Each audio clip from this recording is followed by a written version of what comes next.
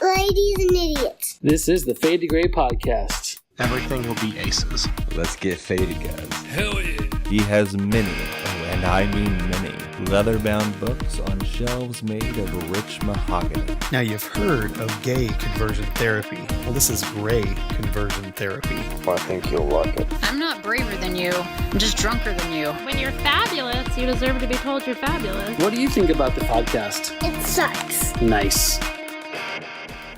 Hey, Fade to Gray listeners, this is Chris, and today on the roundtable we've got Omar, Renee, and Andy, and we're talking to Claudia Carballal, who is a substance abuse prevention specialist, a certified yoga teacher, and a certified Ayurveda. Am I saying that right, Claudia? Yes, Ayurveda?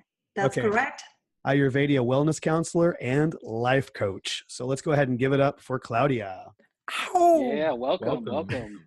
Thank you. Hi, everybody.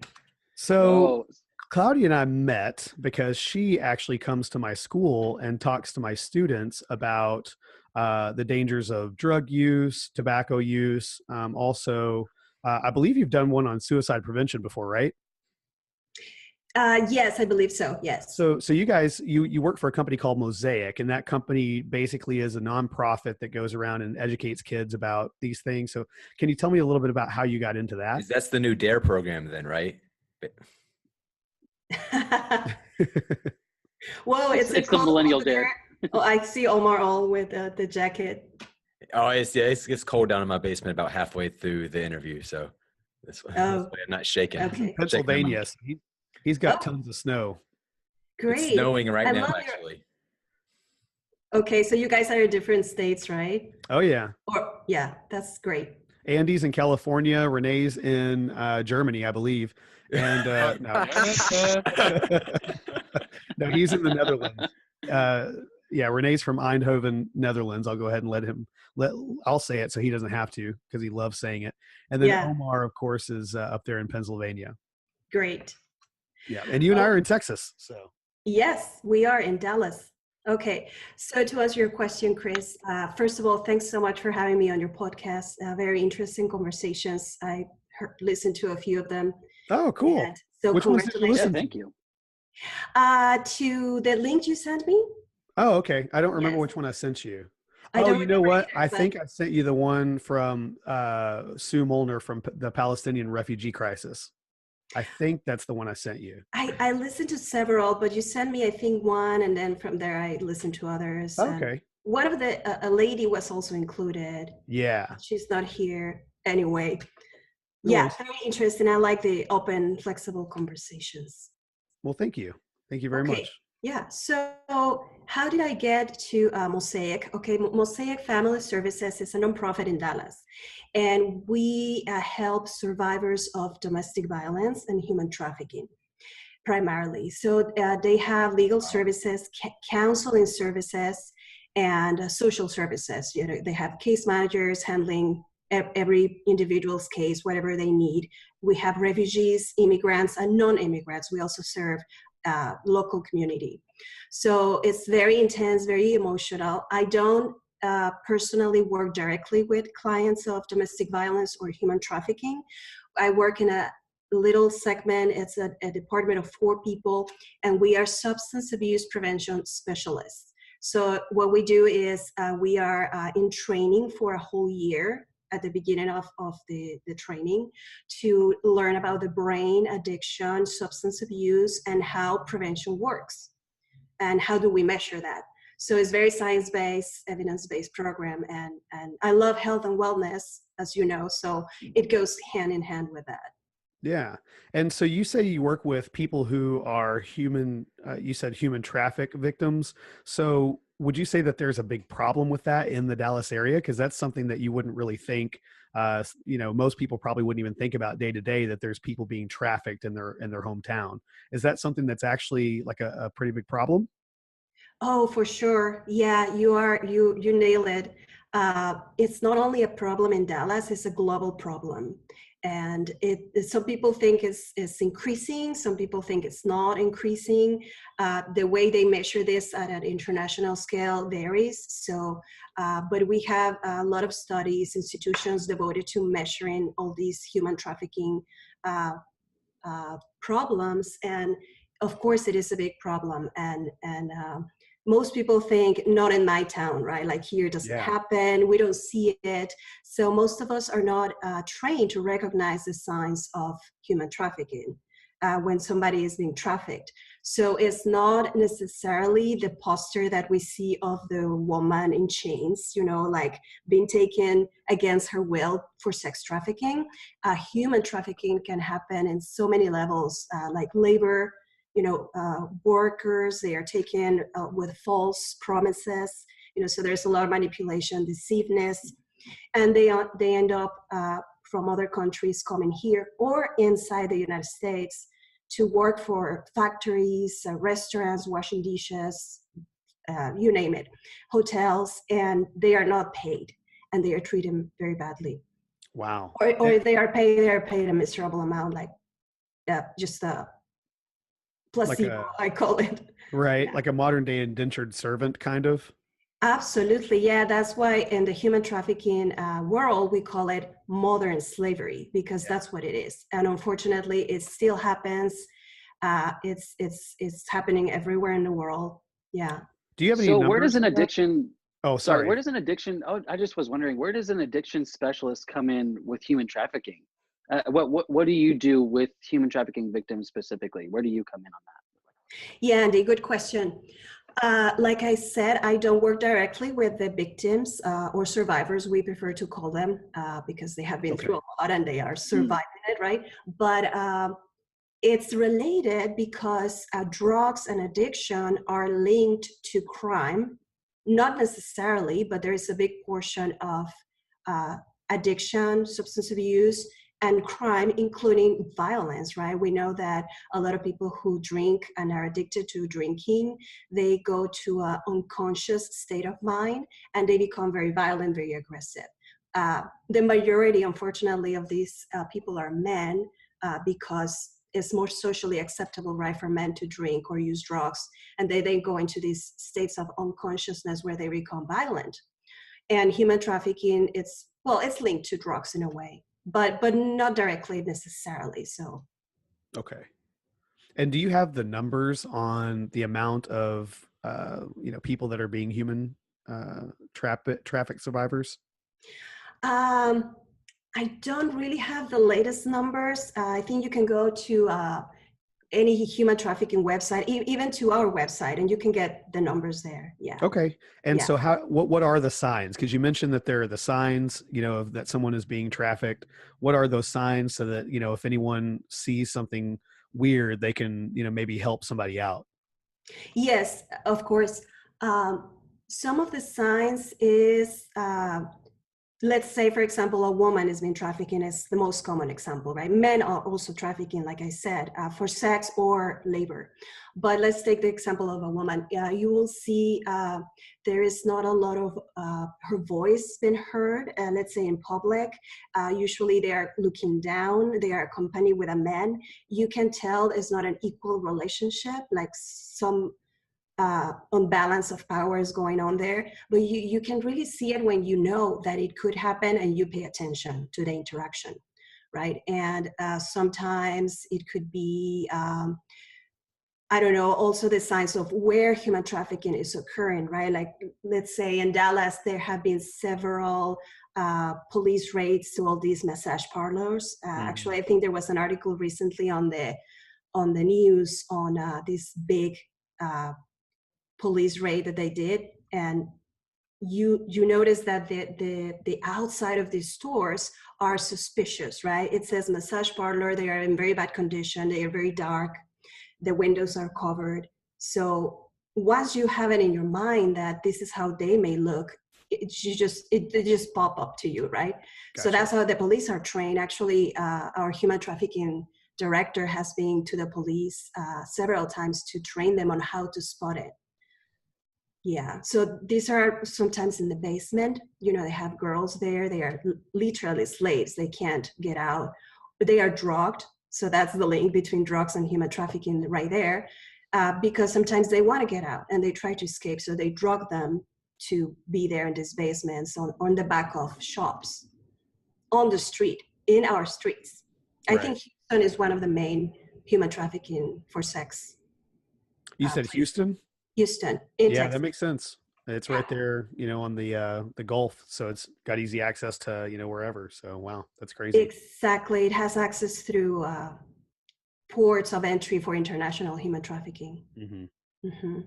Yeah, That's absolutely devastating to hear that people are still having to go through stuff like that, or that there's even an issue today. But does anybody else have any questions on the human trafficking stuff, or are you guys ready to move on?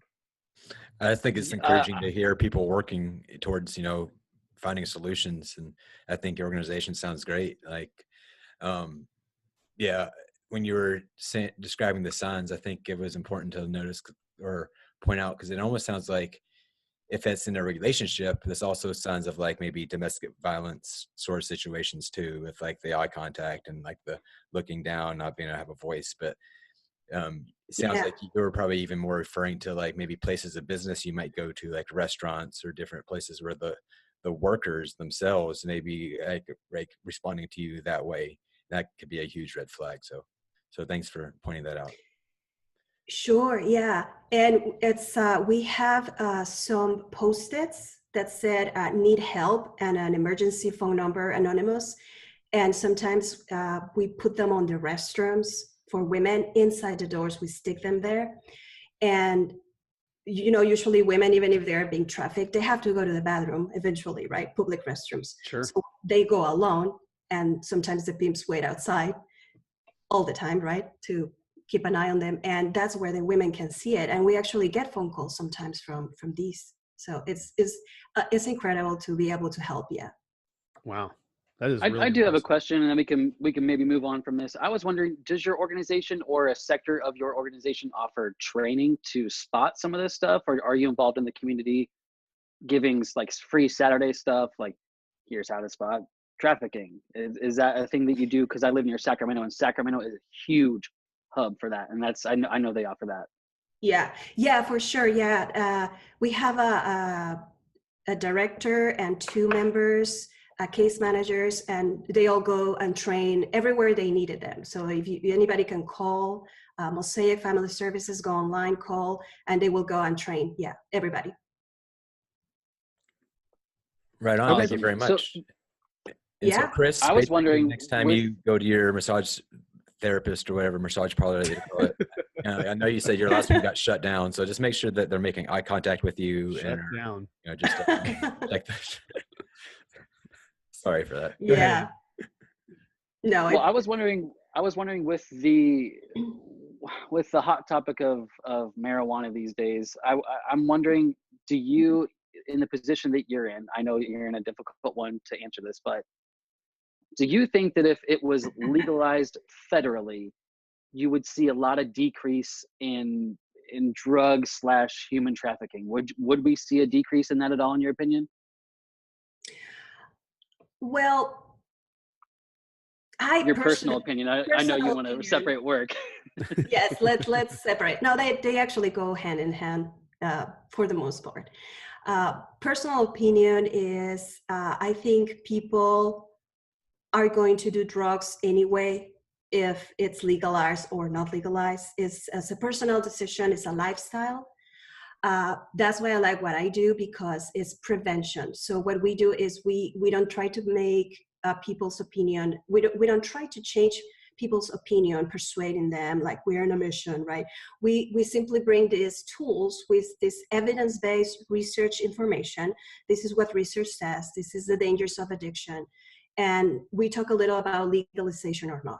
So I personally don't think being authoritarian and having the government come in and prohibit everything is going to prevent people from using drugs. However, when we say legalize, a lot of people misunderstand the term legalization, right? So legalization, as you guys know, is not prohibiting the use of drugs. Is simply controlling it, which can be a good thing. like we see with marijuana, right? Marijuana is very controversial because there are a lot of studies that say it is addictive, highly addictive. That's why it's in this Schedule A for the Drug Enforcement Administration. So Schedule A contains the most dangerous drugs in terms of addiction potential and the minimum amount of benefit for the human body. So we have a lot of drugs like cocaine, crack, marijuana, alcohol, tobacco. They are all in Schedule A. So they have zero benefits, medicinal, and the highest potential for addiction. But I know where you're going to think, right? Like medicinal marijuana. So marijuana is probably we used to use a lot of those substances 100 years ago in apothecaries. So we have changed our tune, on a lot of that stuff. A lot of those were used as, even Valium or whatever, jamming it in someone's leg in Vietnam. Codeine. We used to use a lot of that stuff routinely. Yeah, codeine's still being prescribed heavily. Yeah. So yeah, I don't know if I answered your question, Andy, right? So yeah, legalizing is actually controlling it, stipulating who can have it, when and where. So let's say, if I may just mention this, let's take an example of Colorado right now. We really don't know the effects that legalizing marijuana is going to have in 50 years. We don't know the effects at a communal level, societal level, right? Some people think it's a mess, some people think it's good. I don't know. But legalizing marijuana doesn't mean, because when I go to schools, right, Chris, they invite me to talk to the teens, they think legalizing is allowing everybody to smoke marijuana. So what it is you need a prescription from a doctor for medicinal purpose, and you have to be 18 years old or older, and you cannot be smoking on the street. You have to do it at home. It's for medicinal. So it's controlled, unless it's recreational use, right? Mm. Yeah, the recreational use in the Netherlands has been going on for quite some time. Of course, Amsterdam is famous for that. I must say, I see it happening a lot at high schools, but like when people turn mid-20s, they often stop. They don't find it interesting anymore. So that's what's happening here. Actually, it's not like. Yeah. It's more like when you go to a festival or a concert, you always smell it. Like, oh, some people are smoking weed, but there's a lot of. Some people hate it. Some people do it occasionally, and yeah, you got the people who smoke it all the time. But there's not that many actually, at least in my experience. So it's really, I don't know how long it is legal here. Actually, I think it's close to 50 years already. 40 years or something. You're saying probably mostly it's like tourism that comes through the Netherlands, like people who come there just to smoke marijuana. Of course, they probably don't do that anymore now that Colorado has it legalized. It's easier to fly there to smoke than it would be to go to the Netherlands to do it legally. So I imagine the economy might be maybe even hurting a little bit over there in the Netherlands since they've legalized it recreationally in a few states. But I don't think so. You don't think so? But no, man, it's the whole experience of going to Amsterdam. I think that's what the tourists like. Going to a coffee shop. Yeah, go to a coffee shop and see Amsterdam, and I don't know, Americans somehow love Amsterdam. Well, the train to Eindhoven is way better than Amsterdam. Of course it is. So Claudia, I would like to know, like, I don't know if you want to divulge this information on the podcast, but have you ever had a personal experience using drugs recreationally? Yes, and teens at schools ask me that question all the time, right? They ask me, Miss, have you smoked marijuana? And yes, I have. Probably I shouldn't tell them yes, because sometimes teens think, okay, so you smoke, but you're okay. You look great, right? You look fine. So they tend to think that, but I explain, right? And I tried it maybe 4 times in my entire life. And I'm in my 40s. So that's not a significant amount. It was curiosity, but I think it's important to talk openly with teens, not lie to them. And it opens the conversation. Of course, they know that I probably tried it, or they suspect, right? And I think it's better to have the open conversation of, yeah, I tried it. It didn't do anything for me, really. And then I got a very healthy lifestyle, and I don't need it, and I don't want it. I don't want to depend on a substance to feel good. And then there is a whole spiritual aspect of these that I love, which is when it comes my yoga and Ayurveda training. But that's a whole other subject, right? I don't know if you want to go there, but Yeah, let's get into it. We will. Yeah. Okay, great. So, absolutely. So let me just say this, and then you can go from there if you want to know more. But I usually tell, teens and parents, right? I speak to anybody. I can go to corporations, companies, schools, organizations, community centers, and I want to be truthful, right? So if they ask me, have you smoked? I said yes, 4 or 5 times in my entire life. And the spiritual side of this is that I think, well, we yoginis in the community, right? The yoga culture, the more spiritually evolved somebody is, the less you need external things to make you feel better, right? So that's the whole point of drug abuse prevention, right? Like if you decide to use drugs, it's your personal decision, right? But in my opinion, personal and professional, the less external things we need to be happy, the more evolved we are, right? Now, on the other hand, we know that some indigenous cultures, shamans, Hindu spiritual teachers, they have used drugs for spiritual trips, right? And this is another entire complex subject, right? Sure. But they used it for that purpose alone, right? For spiritual awareness, for opening some pathways in the brain. The brain is incredibly complicated and sensitive to drugs, incredibly, and they use it wisely, right? To doing trips, right? With mushrooms or the famous, how do you call it? The DMT.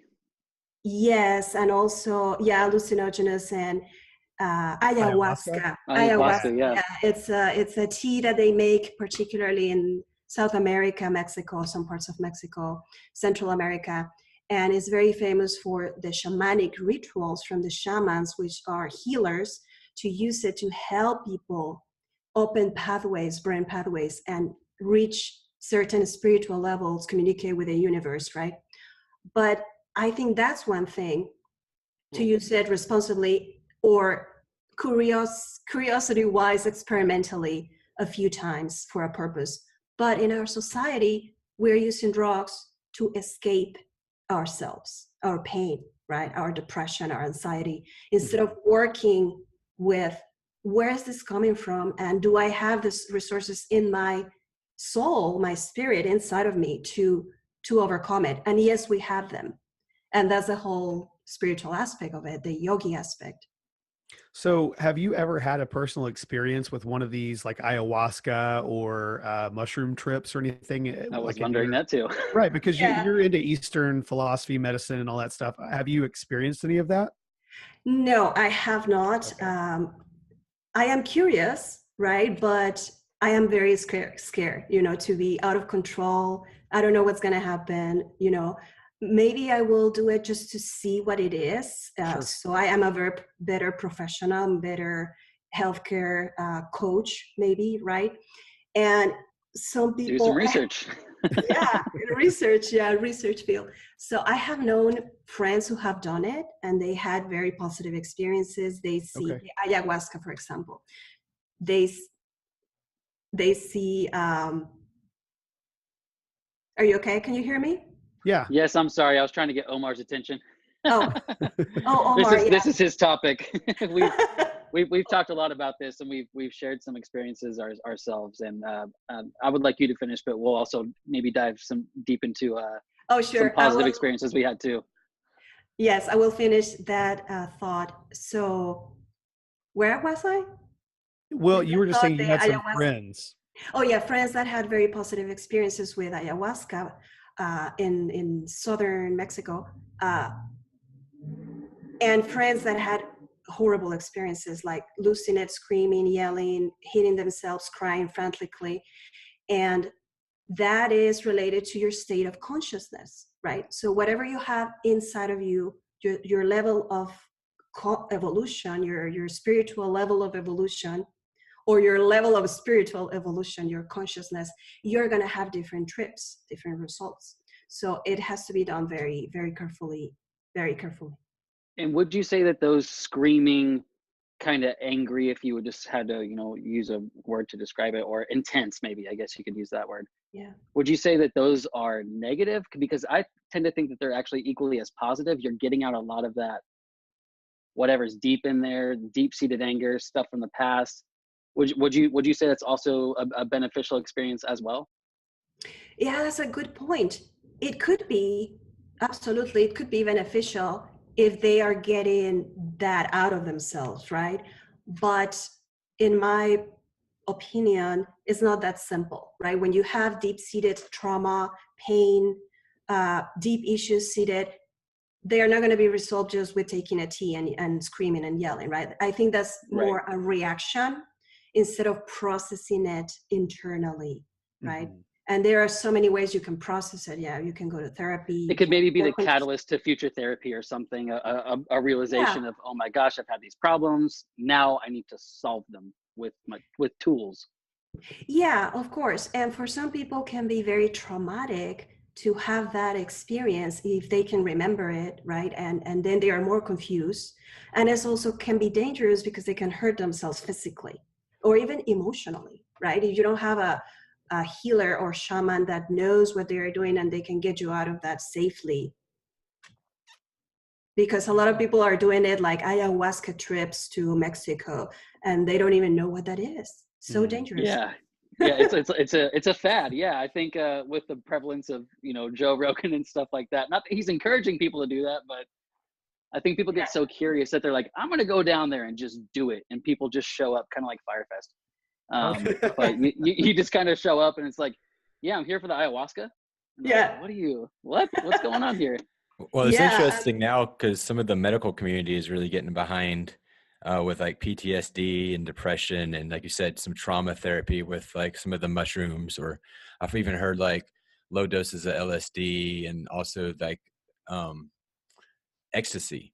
But whenever that's done, it's normally in the and like you have at least one, normally two therapists with you, that you trust and have already like kind of like walked you through like what to expect and kind of how that unlocks and walks you through some of the past things you've experienced and can kind of relive them and see them from a different angle. So like you can move on from that. So I've heard a lot of really good benefits. Like personally, like I definitely like to dabble. When I was younger, I did a lot more of it, had both good and negative experiences. A lot of my spirituality from my youth kind of probably saved me from going like completely like insane, like in some of the instances, just having like a center, kind of like what you said, like a shaman or like a person to remind you, hey, you are okay. You took this drug in like, 6 hours or so, you're going to like be normal again. Like you're going through things. It's just kind of part of the whole thing. So, I mean, I think there's definitely the education. Never jump into something without like doing a lot of research, talking to people who had the experiences. And like, I think it's beneficial for pretty much anybody to do. Maybe like once, but only in a safe environment. I would never encourage people to just go out there and to like a local drug dealer looking for like some like mushroom chocolates and thinking, no, this is gonna be a really good time, because it could really end badly for you. Claudia, have you had an experience while doing yoga, kind of like people have described as hallucinogenic? Yeah. Have you had an experience like that through yoga, what you do? Like an out-of-body experience? Yeah, kind of just seeing, how when you close your eyes, you see shapes and colors and all that sort of stuff. I know that some friends say when they do yoga or certain stretches or whatever, that is like taking a drug to them. So have you had an experience like that? No, not exactly like that. Yeah, no. It takes time, to really have an effect of that level through yoga. Yeah, it is possible, because actually I didn't know until I started studying all of these and the brain and everything. I took several classes on psychology of addictions and a class on psychopharmacology. So I actually studied how drugs affect the brain and the nervous system and the brain. And so you learn a lot of how the neurons in the brain communicate with each other, the neurotransmitters, the chemicals in the brain. So in the yoga culture, they believe that when you achieve a certain level of practice and your body is at a certain level, you can trigger those chemicals that make you feel happy and good. So it's like having a high. Yeah. And you can actually, anybody can get to that point with a little meditation, right? But we are so used to be on the run and anxious and worry that it's so hard to shift to that meditation mentality, right?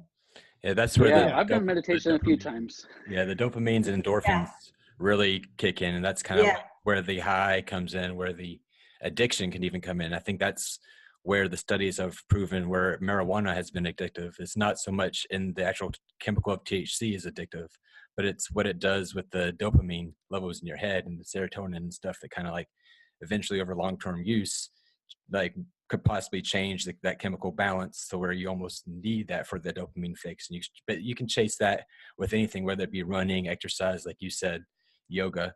I thought it was absolutely. Just to double back real quick, because I wanted to say something about when Andy was asking about the whole trafficking and how that was involved with the, like if possibly legalization of marijuana going across the border would make even trafficking of the human traffic maybe less. And I would say that that's very possible, especially because it's tied in with the drug cartels and all that different stuff, which makes it very interesting. And you were tying that into how like the legal like use of marijuana has now had some study behind it and how like it could possibly be beneficial, but not. It's still a Schedule C, I believe, or Class A is what you said, as far as the Schedule A. Schedule A, as far as the highly addictive with low benefits. And but I think that's very interesting that marijuana would be in that, but big pharma is still pushing like all the opioids and codeine and the different stuff that is highly addictive. That's like even like heroin type based type stuff that's getting people addicted to way harder stuff. It's like it seems like the benefits to that are so much lower compared to the risk that would be involved in something. If we're talking about like just the marijuana usage and what it can do as far as with the pain, some of the same things. Me personally, if you haven't noticed, I'm very ADHD. And so like that, it really kind of centers me and helps me kind of like focus on one thing at a time. And like, if I don't like over medicate, but like just some medication of it does kind of like, does help in some things. I am sure cannabis supporter, but at the same time, I do know that there are like downsides and needs to be a lot more education involved in particular. So Omar, would you say that you are addicted to marijuana? Yeah, I definitely would. Wow. But I'd also would say I'm addicted to Xbox. So, or sugar. It doesn't bother me.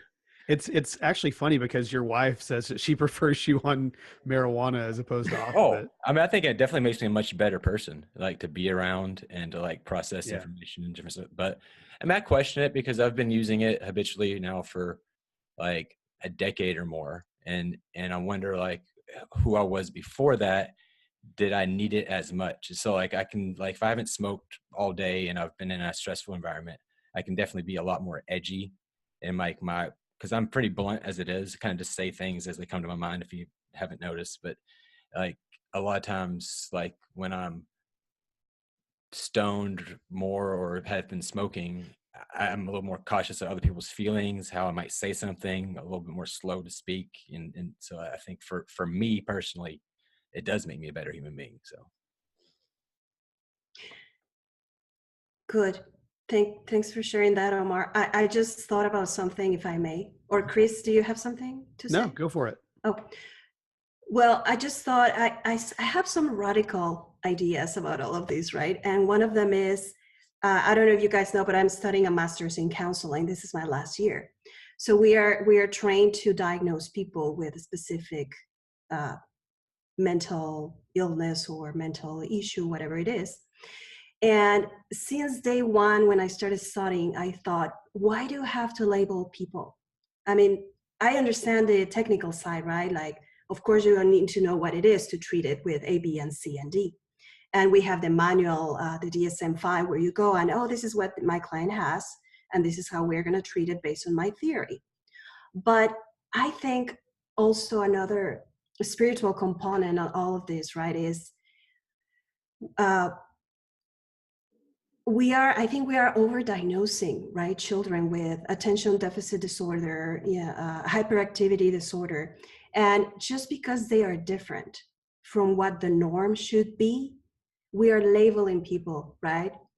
And why is that necessarily bad? You know, like when Omar says, when I smoke pot, it makes me a very human being. But what's wrong with being different? What's wrong? Why cannot make room in our society for people who are different, who are hyper, who don't always have a filter, or who don't always say the right thing, right? And Those are called comedians. Or Yeah, assholes. I mean, that's normally what I got. They don't always seem like. well, yeah. Of course, we have to live in a society and behave, right? But you know my point, right? It's like, why do we have to? Like, a lot of kids tell me, you know, when I'm teaching them these life skills and substance abuse, they say, I am ADHD, and I am an anxious, depressive. So they possess the illness, right? Like, this is who I am. They're defined by it. Yeah, and it's a little sad. Like, we need to be more careful with that. Like maybe you can be off marijuana and be a great human being, just working on yourself with other things. Yeah, I mean, there's other different ways to get your focus than, I mean, I think it's a great tool. I mean, there are downsides, but I don't see a whole lot of them, like in my life and my lifestyle with what I do with work. And as far as the balance that I have, it seems to be a good balance. But like, you know, I wouldn't be opposed to like you said, do some counseling, do some other ways, other activities, like just like sports again, or I mean, just being busy with the podcast, obviously, like anything in life can keep you busy from having to like necessarily self-medicate or slow yourself down. But at the same time, like I agree. I think that society is hard for like for people to fit in, and you feel like you need to. So I agree with that point. I think that it'd be a lot easier just to accept people the way they are. My keto diet helped me. Ideally. Did you say your keto diet helped you? Yeah, I think so. And it was noticed by other people too. Like I am also diagnosed with ADHD, and I used to take medicine, but now that I'm on keto diet, my wife and people I hang around with say my focus is way better, and I think it's because I'm not taking sugar. Maybe that is it. I don't know. But Yeah, it works. Claudia and I have actually talked about the sugar thing. So you also believe very strongly in diet, controlling a lot of these things. Do you want to talk about that? Sure. Yeah, that's the Ayurvedic component, right, that you mentioned. Yeah. So let me go first with what is Ayurveda, right? So Ayurveda is an ancient system of medicine in India, and it's as old as 5,000 years old. It grew parallel with Chinese medicine, right? So Chinese medicine, Ayurveda is kind of the same. Ayurveda is mainly in India and is the main system of medicine. So over there you have Ayurvedic doctors that use herbs, plants, seeds to make medicine, which is how we make medicine in a laboratory in the West, but we add other chemicals and we play with them, and it's it's more artificial, but it's derived from plants, right? And we try to duplicate those chemicals into artificial chemicals for the body, have the same effect. So Ayurveda is having a great impact in the West now. Like, everybody's curious about it, you hear it more. And diet obviously has a great impact on how you feel and how your mind works. It's the mind-body connection. It's true, right? It's definitely true. And sugar is a drug. right? So yes, Chris, Wait a when I minute. was Wait a minute. Sugar can't be a drug. It comes from nature. It grows from a sugar cane. Come on. It's worse for you than Sure. marijuana. It's highly addictive. There is a study that they did with lab rats where they put a bowl of cocaine and a bowl of sugar with the same consistency, and they let the rats go to one or the other. And they were killing for the sugar. Like they became more addicted to the sugar than the cocaine.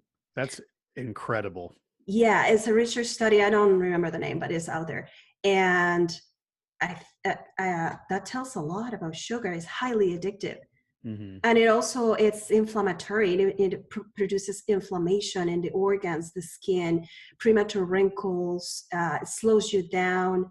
It's a negative prana. In the yoga world, we call prana the life force, the energy. So sugar is one of the negative prana sources of food. It's zero nutrients, and it brings your energy down. So I assume that's the first thing you tell clients to change, right? Yeah, I'm a pain in the neck. Yeah, everybody argues with me about the sugar, but I try not to argue, right? It's just my personal opinion. But it should be the first thing to go if it's truly addictive, as addictive as we believe it to be. So it should be eliminated first, because that would be the thing that affects them probably the most subconsciously. Yeah. Sugar is terrible. And of course, it's refined. White sugar is refined, is bleached in factories. So it has zero nutrients and it's very damaging to your mind. It makes you hyper and depressed because it's an upper and a downer. Yeah. Well, I know from personal experience, in 2011, actually 2010, my fat ass was up to about 250 pounds. And I actually watched this really cool video on YouTube called Sugar, the Bitter Truth by Dr. Robert Lustig. And basically he said, sugar is the reason why we have the obesity epidemic that we have. So just as an experiment, because I had tried a few other diets, being vegan, vegetarian, all that stuff, it really didn't help. So I decided to just cut out sugar for a year, and I lost, 60 pounds right away. I mean, it wasn't, long after that I was like, yeah, okay, sugar's terrible for you. Like, so I 100% agree about that. Just cutting out sugar, I was still eating whatever else I wanted to at the time, pasta, but I wasn't eating anything with added sugar, nothing with refined sugar in it. And it made a huge difference in the way I felt, and certainly the way that my health was. I mean, I went from being obese to normal.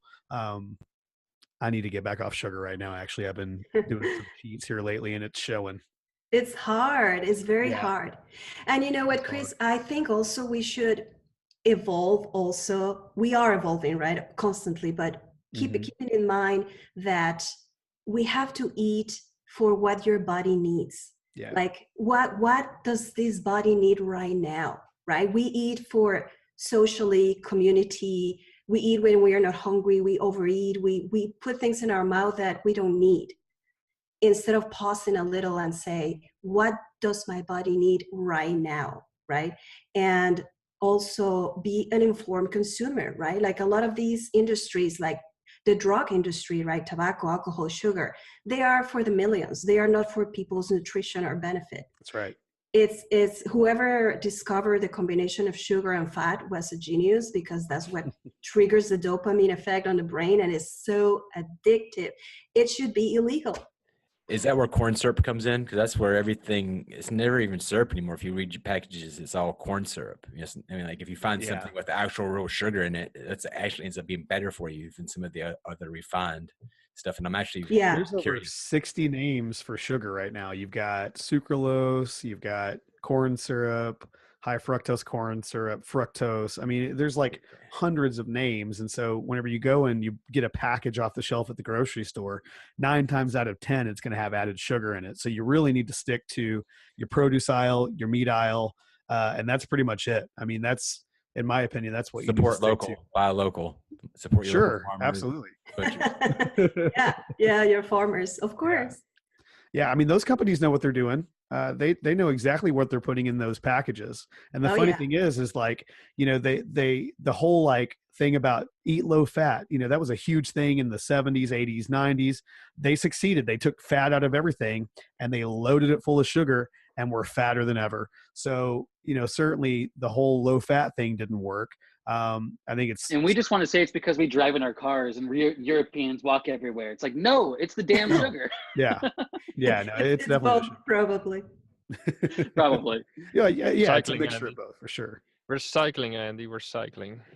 Oh, Renee's cycling right now. that's great.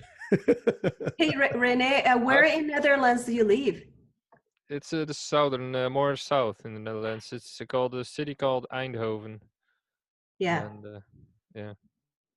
Actually, I'm gonna be doing a webinar with a friend in Netherlands next Saturday. Oh, cool. Nice. Yeah. That's awesome. Yeah, I have to visit. Yeah, We'll invite her. Renee, come on, don't be a jerk. Invite her over for strudel. That's strudel. What the? I don't know what you guys eat there. Jesus. Come have a truffle with my family. That's truffles. Oh my goodness.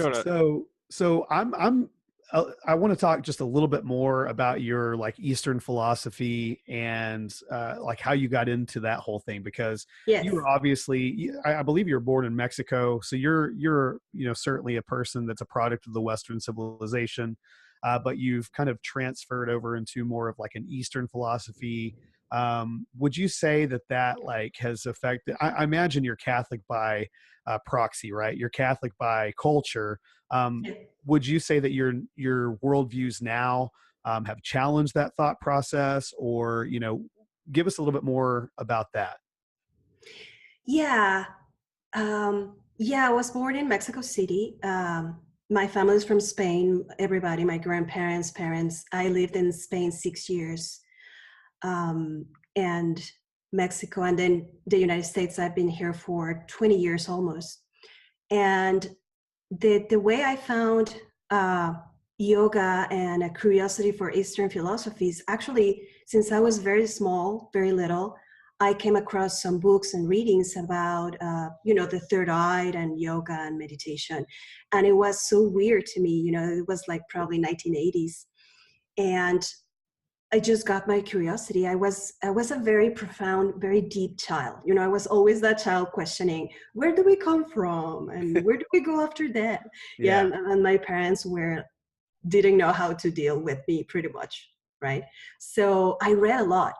And then I put it aside for many years, graduating in Mexico from law school. And then I came here, got a master's in international law. So I worked at litigation law firms doing international trade, international law consulting, traveling to many countries. And I just got involved in that so much, the corporate world, that I put all that aside, right? Mm-hmm. And then I went through a breakup and a change of jobs, of careers. And I was very happy with my career, being a lawyer, but I was not passionate about it, right? Like, it was very interesting. It formed me very well to think logically, to write very good English, right? I learned a lot here working in the US. And I loved the challenge of working with people that are very competitive, very perfectionist, right? Very demanding clients, big corporations, all of that. But something was missing, right? And this relationship, when it ended, it was a little bit of a catalyst to make me think, okay, this is a good time to make a pause. What do I want the next 30, 40 years of my life, right? I was in my mid-30s, I believe.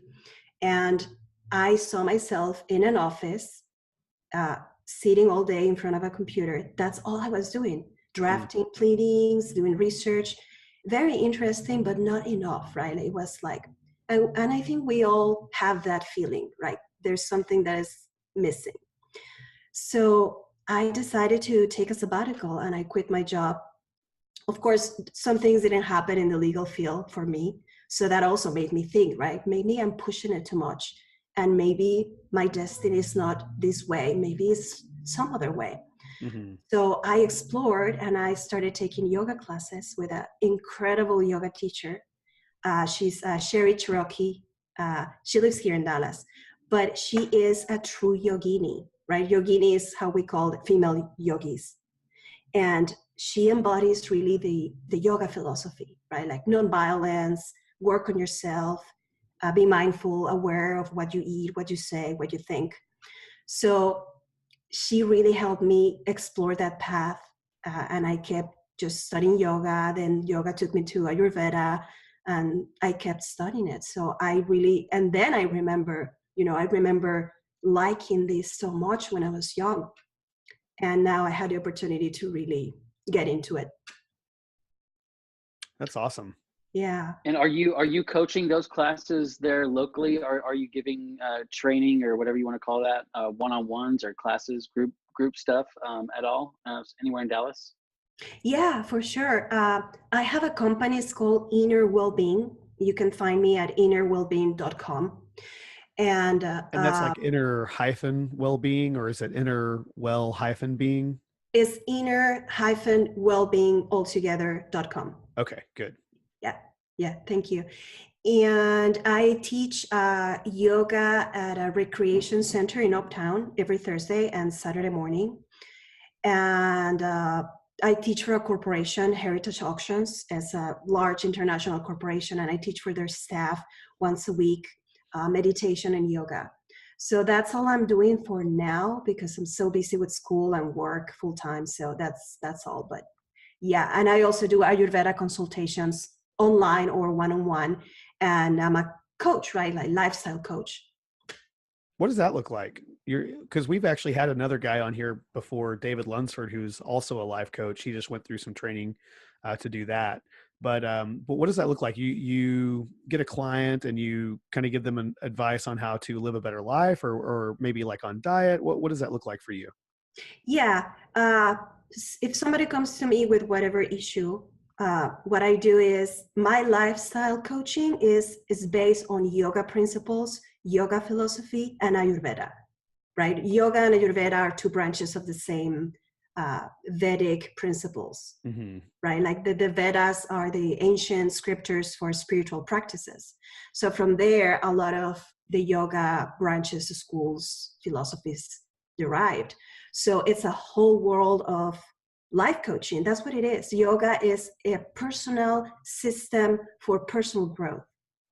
It's techniques to explore your consciousness. So it has a very spiritual side of it.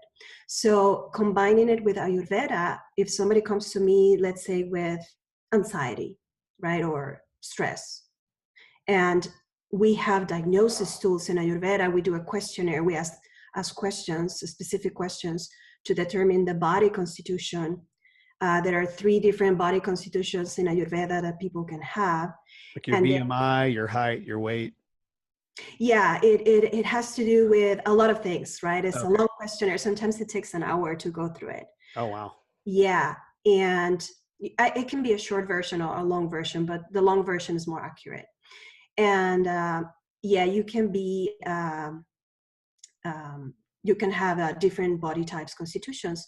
And then through there, I can say, okay, well, I'm going to prescribe these herbs, these lifestyle changes, maybe stop eating sugar, do meditation. When you say herbs, you mean like herbs for consumption, or herbs for like, because I've seen, some of those Eastern things where they like burn sage and stuff. Like, is it for consumption, or is it for like incense or for consumption? Yeah, for consumption. Gotcha. Yeah. There is a lot of the Himalayan company, and also Banyan Botanicals.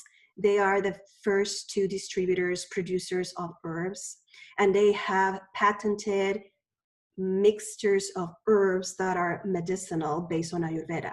Okay. So yeah, for example, there's one that is called ashwagandha, very good for women, for the reproductive system, shatavari, and this is all 100% natural, derived from trees and plants and seeds.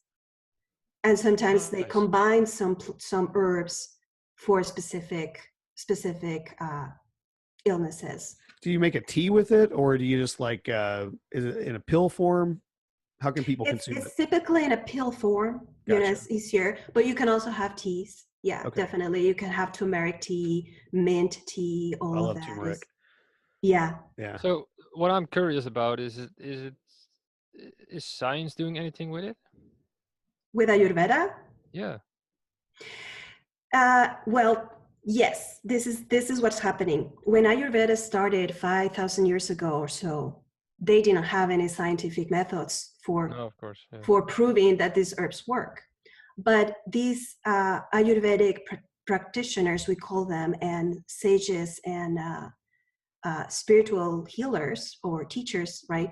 They were the doctors of that time, and they were so involved with their consciousness, right?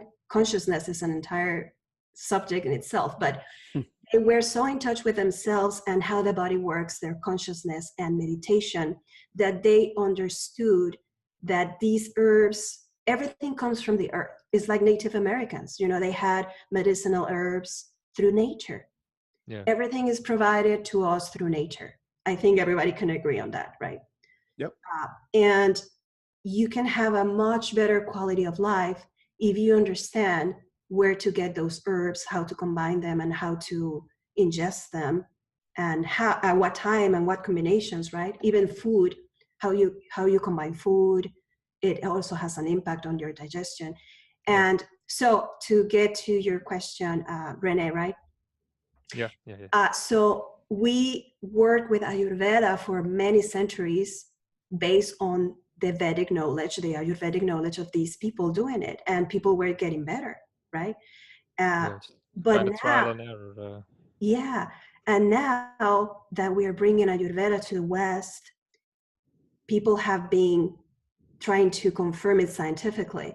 So there are some studies there. I actually have a binder that I keep with all the studies in the Western world about yoga, the benefits of yoga, meditation, and Ayurveda. And there are a lot of scientific journals on Ayurveda that tell you all of that, like this is scientifically proven, or we are not sure. You know, some things we are not sure. It's not like everything is magical, right? But sure. Okay, so here's what I need. All right. Yeah. So I'm, looking to get into yoga.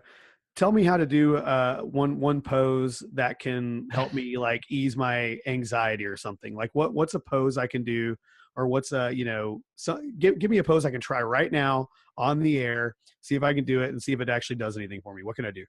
Oh, Yeah. this will be good. Yeah. Right. This will be. Well, Chris, let me tell you, the secret of yoga for stress or anxiety is breathing. Okay. As simple as breathing. So you can actually be sitting in a chair. Oh, okay. Yeah. Chris is kind of a larger guy, so breathing is a little harder for him. it's my sleep apnea. No, so okay, I can give you some poses in a minute, but okay. The key of yoga is breathing, right? Okay. Like the yoga that I teach is Hatha yoga, and that's one of the traditional systems of yoga, Hatha yoga. It's similar to Ashtanga yoga. Ashtanga is, I don't know if you guys are familiar, the sun salutations. Okay. No. So Hatha yoga prepares the body for meditation. Okay. So it calms the nervous system, it's very gentle. So it's all about breathing and calming the mind. Okay. Right? So one of the poses you can do is simply, do you want to do one right now? Yeah, I'd love to. And in fact, if you're not driving your car right now and you're listening to this, let's do it. Everyone do this pose and do these. And for listeners, Chris has completely moved his chair and his microphone. He is ready. I'm ready Claudia, to go. let's do this. Let's do it. Yeah. All right. That's a little difficult on a webinar, but okay. So let's say you are standing. I think Chris wants to stand up. Okay. I'm standing. So I'm going to do this too. Let's do it. Let's do it. So just raise your arms and inhale as you raise your arms, touch your palms, and exhale and bring your arms down to the sides of your legs. And try to count to 4 as you inhale internally. 1, 2, 3, 4. Touch your palms And exhale in 4. 1, 2, 3, 4. Inhale. Inhaling through my mouth or my nose? Inhale through your nose and exhale through your mouth. Okay. Yeah. Or you can exhale through your nose too, but I like it through the mouth initially. Inhale. Good. And touch your palms. And exhale, arms down. One more time. Inhale, lift your arms, touch your palms. And exhale, down. So you concentrate on doing it slowly. One more time. Inhale, 1, 2, 3, 4. Touch your palms. And exhale through the mouth. 1, 2, 3, 4. Yeah. Holy shit, So, I'm calm. No.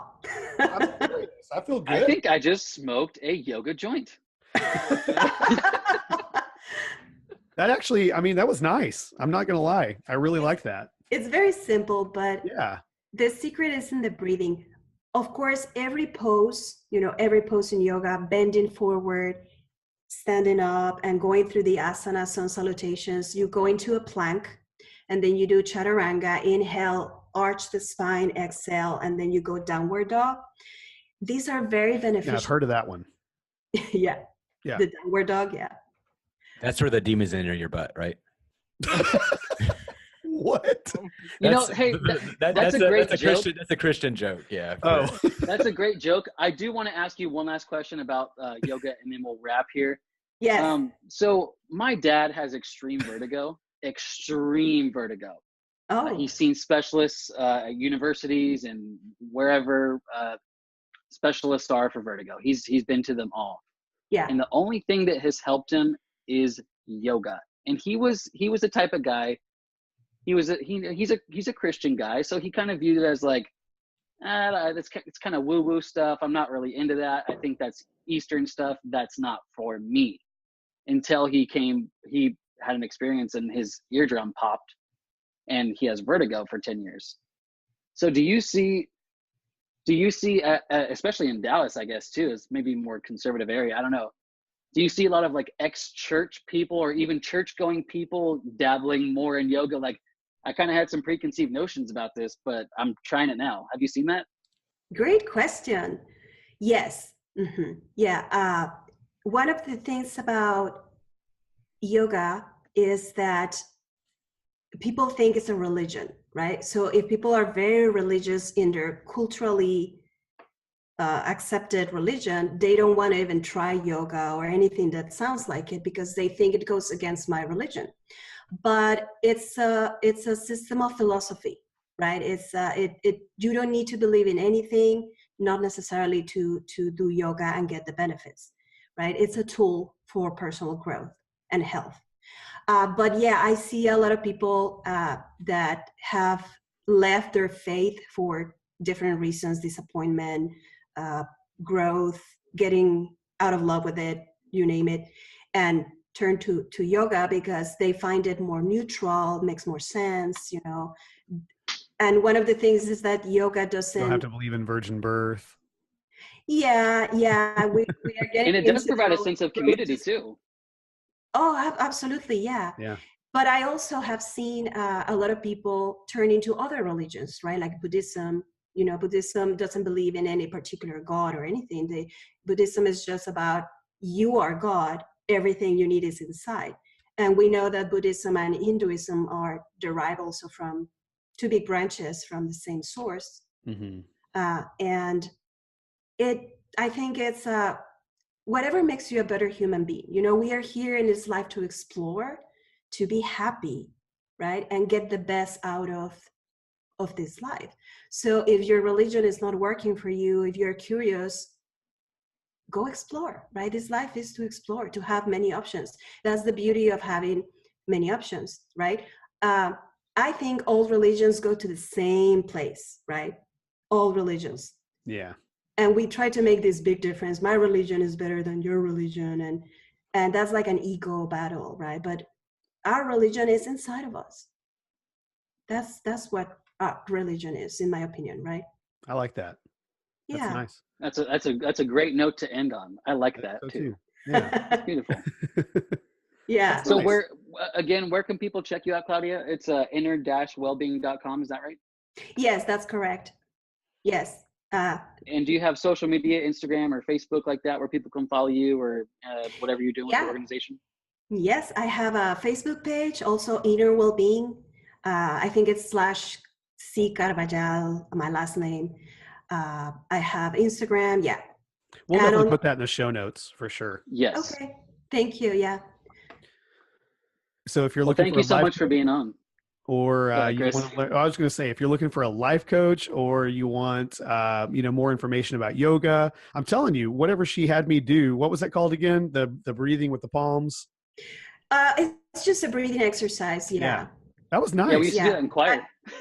Did you really? Oh yeah. Well, it's because you're from we would California. You snap. guys do all sorts of weird, I'm sure Eastern stuff over there. You crazy liberals. We do the most Eastern stuff in the westernmost state. Yes. There you go. There you go. Claudia, we really thank you for your time. It's been a pleasure. We've definitely gotten education on a lot of these things, and you've just been awesome. So really appreciate you. Thank you, Chris. Thank you, everybody. It was great to be with you. Yes, Claudia. Very thank you nice to for meet you. Cutting out your Bye. day and Likewise. letting us Bye-bye. know and tell us all about yoga and stuff. It was really nice meeting you. Yes. Thank you, everybody. Bye. Bye.